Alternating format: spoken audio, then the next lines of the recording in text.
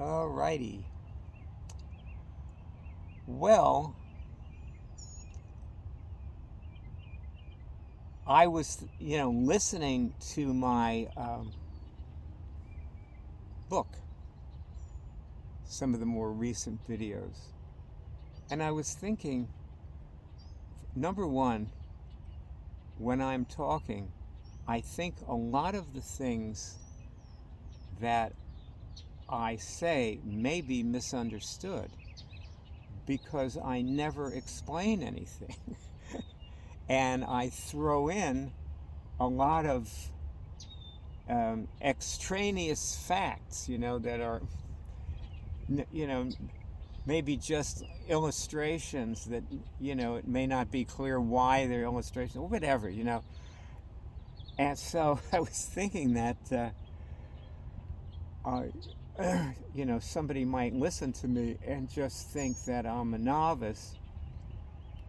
Like when I was talking about manifesting and my own experiences with it, somebody just might listen to me and think like, well, he's a novice. He watched a few Abraham Hicks movies, and all of a sudden he's decided, to write a book. And I mean, then nobody really ever knows why people write books if they're planning to give the book away. Why, other than to boost their ego. So maybe people think that I'm doing that or whatever. I mean, of course, I don't know who's watching these anyway.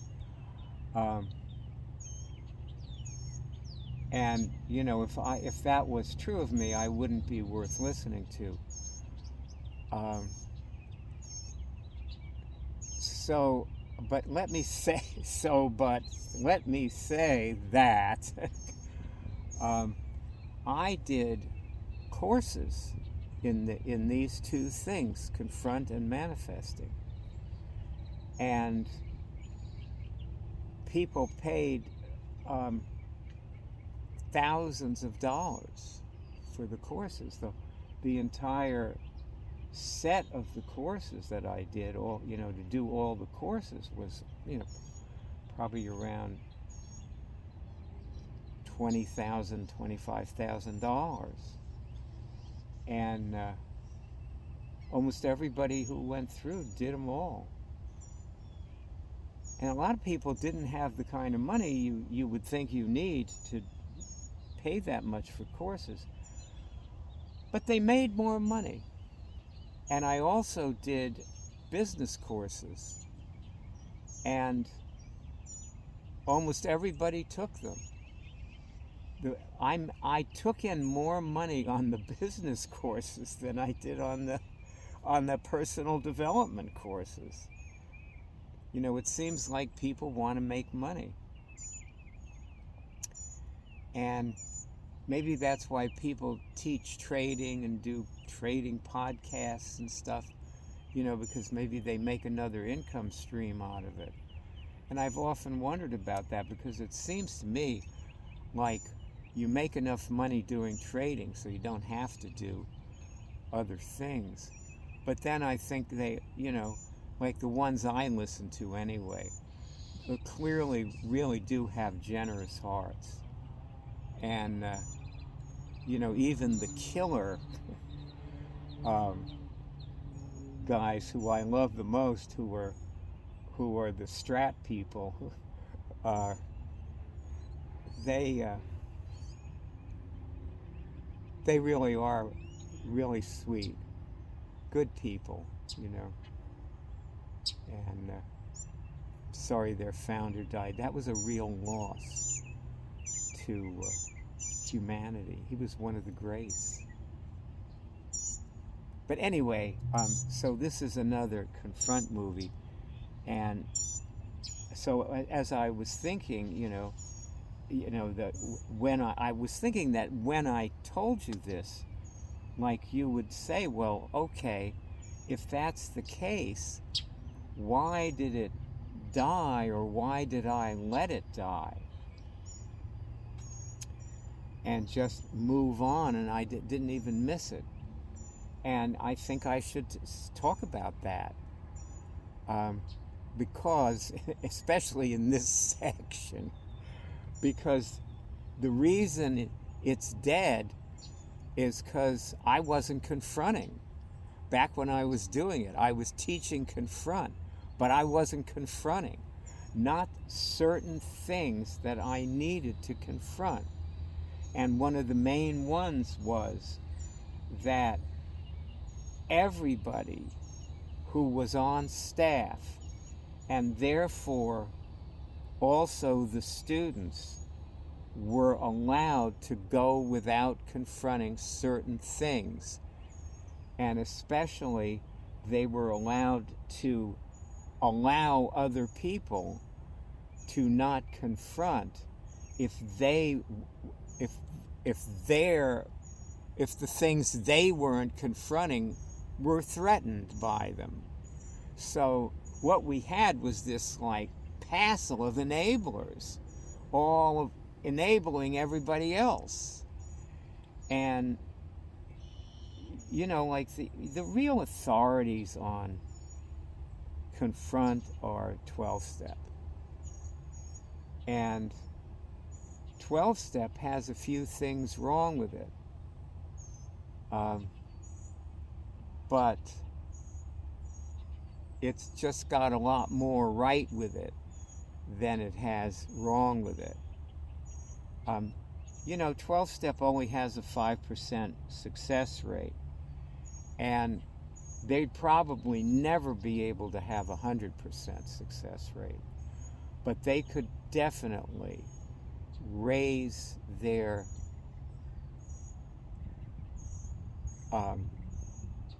success rate if they study the things that I'm talking about. But one problem with that is they never would, and certainly would never see me as anybody to study. But also, I don't know if there's anybody even there who could make a difference for 12-step. 12-step may just be one of these things that's written in stone and is never going to change. And right there, that is non-confront, because you always have to evolve. You never stop evolving. I'm reading a series of books that starts with the book Three-Body Problem. And the entire book series is around, probably 50, 60 hours. And that is a main theme in these books, that to stop evolving is to die, is to have your civilization wiped out if your civilization doesn't evolve. And 12-step is a civilization, but it's in no danger of being wiped out at this time. No other strong contender has come along.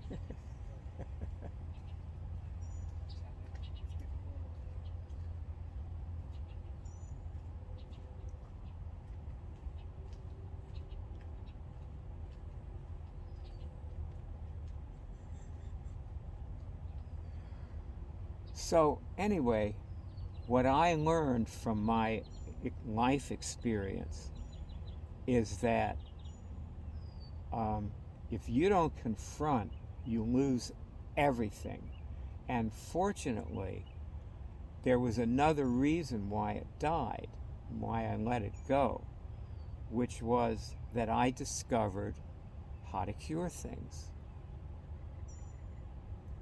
And you don't do it by confronting, and you don't do it by manifesting. You do it by this. What you're doing when you do this is connecting with God.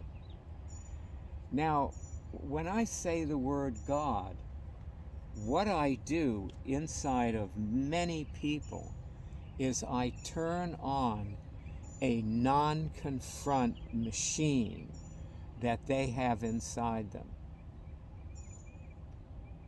that just says don't confront anything with the word God in it. Avoid all those things, either because you already have God, you're a Christian, or because God ruined your parents' life and you don't want him to ruin yours, or because whatever. There's a million reasons why people avoid their relationship with God. None of them good.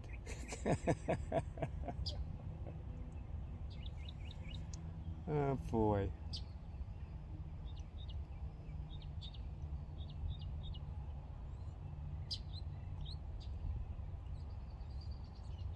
But that is the thing that you need to confront to cure things. It is that when you do this, you're not moving your finger. Not, you can certainly move your finger, okay? But what you're looking for is what's called an ideomotor response, meaning that you do not, the response isn't coming from your motor system. It is a completely spontaneous thing that can surprise you.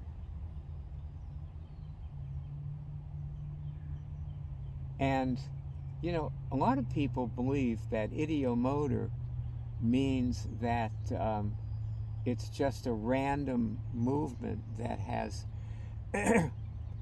nothing, it doesn't tell you anything because you didn't do it. And there's no way to tell who did it. But there are many ways to tell. And so doing working with these signals involves a lot of confronting. There's so many people who've told me, well, I don't trust my signals, so I don't really feel like I'm going to be using that because I can't trust it. And so one of the things that you have to confront is that you can't trust it, and you still need it. I had this, when I was in the watch band business, this guy set me up in the watch band business, basically. He wanted to manufacture watch bands, but he didn't want to assemble them. He just wanted to cut the leather. So he had capital, and he, set me up in the business and lent me the money or just put up his credit. And so I was operating this business, which I owned, and he didn't, and I owed him whatever, and I used to pay him with great regularity, whatever I owed him. So we just kept on going like that, rolling it over and rolling it over. And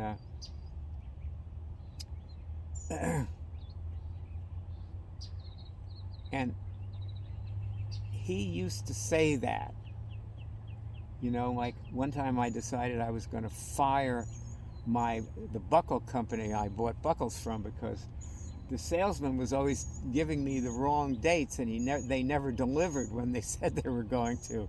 It was the old over-promise, under-deliver thing, that we don't do anymore. Now we under-promise and over-deliver.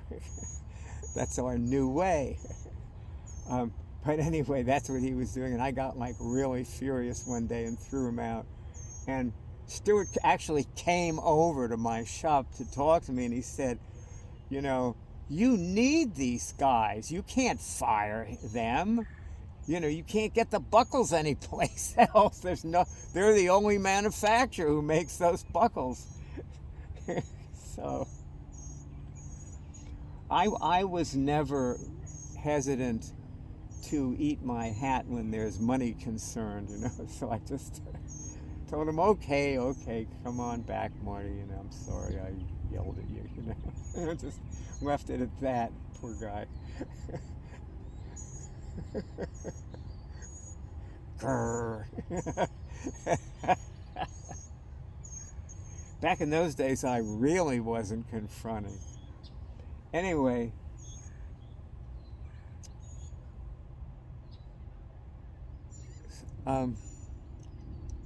so the thing that, you know, you can learn from my bad experience is, see, what I did is when that company died, I just went whole hog into Cure, which was, you know, it definitely kept me totally occupied, because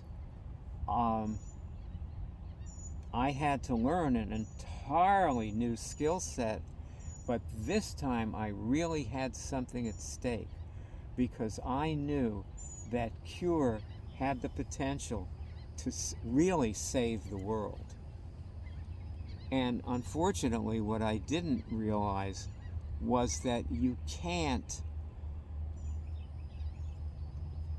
save the world with Cure without the other two things, confront and manifesting. And with manifesting, see, something that I really, you know, was implied by all the things I said about manifesting in the previous part of this book, but I just didn't make it explicit, is manifesting is actually two things.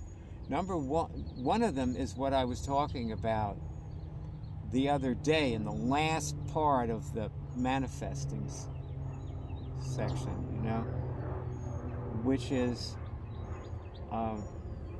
that manifesting is a continuous activity of pulling yourself towards the thing you're manifesting, and you do each thing you need to do, which you have to confront to know what those are, and you do each thing you need to do, and you say, okay, I'm manifesting this, and I'm bringing myself, and I'm bringing it toward me, and I'm bringing myself toward it. So it goes over time. And the other thing you do is you just, boom, you just manifest something. You just say, I want this. You know, an example is Franny had this car that she was in love with because her father gave it to her, and she never wanted to get rid of it. And it ran great. And one day she said, I want a new car. And she didn't think anything much more about it. And 2 weeks later, that car that ran great blew up. And fortunately for Franny, I was driving it at the time, and I wasn't far from the house, so I just, you know, called Greg, and he came pick me up, and we had the car towed, and no muss, no fuss. And so, you know, a couple of weeks after that, Franny had a new car.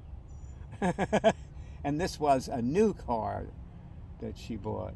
So she got a new car when she never would have gotten one, because she just wouldn't get rid of the old car. She wouldn't give it up. And but it gave her up. See, she manifested it coming to her. And so that's the other way of manifesting, which is just, you just say you want something, forget it, and maybe it comes, maybe it doesn't.